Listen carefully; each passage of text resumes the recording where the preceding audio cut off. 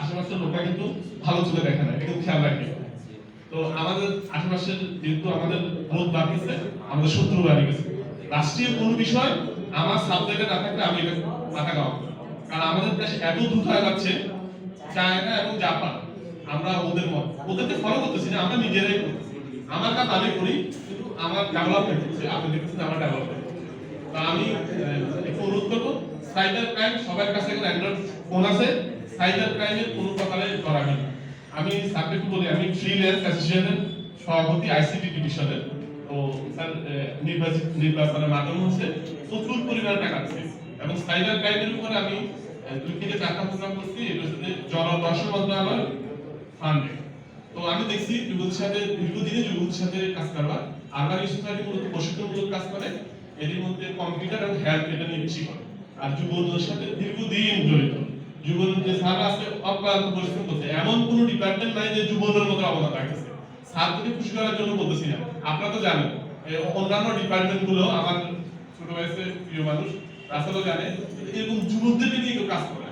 আর আলাদা মধ্যে যে পরিমাণ টাকা ওনারা বরাদ্দ দিচ্ছে, আপনি শুধু সামান্য যোগ্যতা নিয়ে দাঁড়াবেন, ভাইয়ে বাইক থেকে টাকা দিতে কিন্তু স্টাম্প করে, এটা অস্বীকার করতে পারবেন? তো সো ডিপার্টমেন্ট আপনাকে টাকা দিবে, কিন্তু ওনাদের না, ঠিক এটা হচ্ছে সরকারের টাকা আমাদের দিচ্ছে, আমাদের যুবকদের টাকা। আপনি যদি মর্গেজ না দেন, একটা স্ট্যান্ডার্ড যদি কাগজপত্র না দেন, তাহলে আপনি পরিশোধ টাকা কিন্তু আরেকজনে পাবেন, এটা কিন্তু আমাদের টাকা। সাদা শুধু এটাকে তদারকি করতেছে।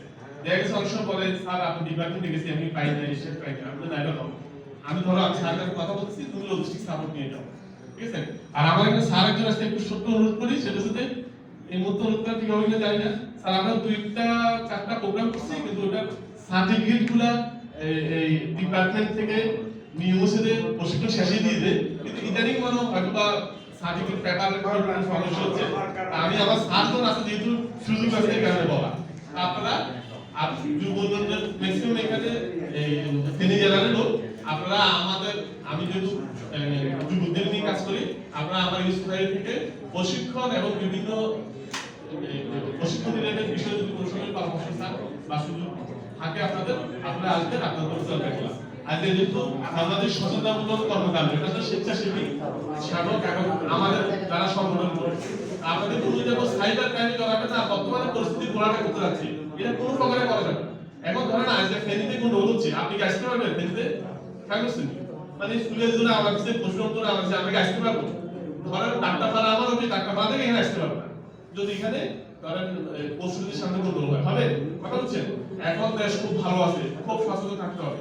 কেউ যদি রাষ্ট্রীয় কোনো কাজে দেখতেছে যে আপনার চোখে দেখতেছে অন্যায় হচ্ছে বা সমস্যা হচ্ছে, আপনি স্যার বলছে থানায় কল করবেন, থানায় করবো, এটা রাষ্ট্র আমার যে ডিপার্টমেন্টের কাজ না, মানে আমার যদি সাথে আমার না, আমি এটা বলা দরকার, আমি আমার কাজে অনড় থাকি, যে টার্গেট আছে এই টার্গেট থাকি, আমি পড়াশোনা করবো, আমি প্রশিক্ষণ নিয়ে আসি, প্রশিক্ষণ করবো, তাদের কাজে আমি জড়াবো। বিশ্বাস করেন, আপনি যদি মনে প্রাণে বিশ্বাস করেন যে আমি এই টার্গেট করবো, এই কোর্স করবো এবং এই প্রতিষ্ঠান দিব, ইনশাআল্লাহ আমরা সাকসেস করব। আজকে 15 বছর আগে আমরা স্বপ্ন দেখছি, আজকে ধরেন 7-8 জন এমপ্লয়ার, অনেক ভালো ইনকাম বা প্রতিষ্ঠান দাঁড় করেছে, অন্তত 9 থেকে 10,000 স্টুডেন্টকে আমরা প্রশিক্ষণ দিই। কথা বলি নেই, পরামর্শ আসতে বলছি, আপনাদের কোন জায়গায় টাকা দিছি, কোন জায়গায় ডিপার্টমেন্ট যে টাকাটা দিচ্ছে, যেমন ডেভেলপিং প্রকল্পে 400 থেকে 450 লোককে প্রশিক্ষণ দিয়েছে, এটা অনেক আগের প্রকল্প, এটা যুব লোক থেকে আমরাই 7-8টা সংগঠন, আমাদের জন্য একটা হাততালি।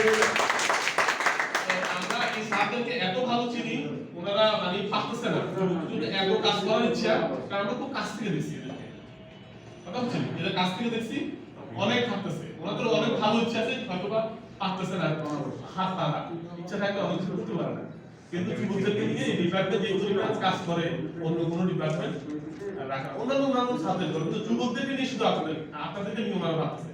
তো ছোট্ট একটা অনুরোধ হচ্ছে সাইবার ক্রাইমের সাথে জড়াবেন। সাইবার ক্রাইমে আমি একমাত্র ব্যক্তি দেশের লোক, আমি প্রশিক্ষণ পাইছি কুমিল্লাতে, ইউনুদের উপজেলা স্যারদের সাথে।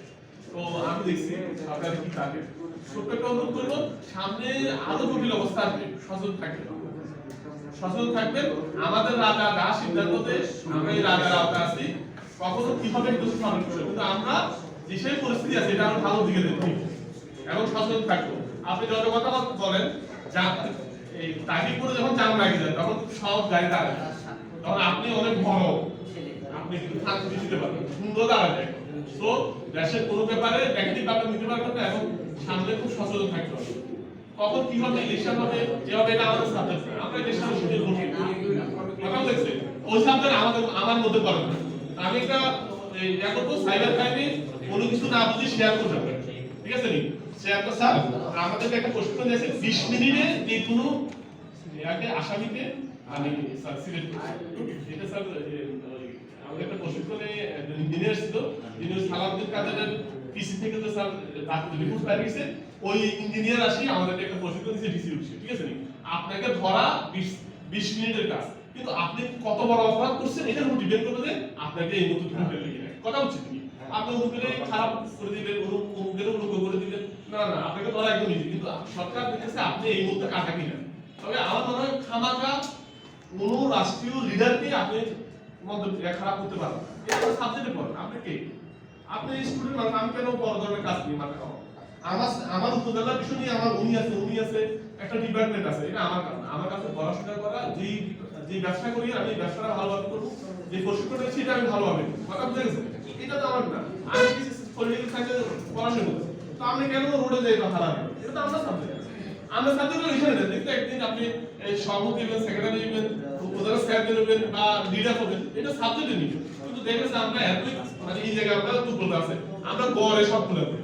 আমার এখন কিছু লোক আছে সে সংগঠনের সাথে যদিও সাফি করে, মাছের খাবার করে, আরে বাবা ঠিক আছে সংগঠনের শুধু তোমার মধ্যে কাজ বলতে পারে না, তুমি ডিপার্টমেন্ট একটা ডিপার্টমেন্ট এখন একদিকে আমরা ভাবি করবেন ইনশাআল্লাহ আগামী।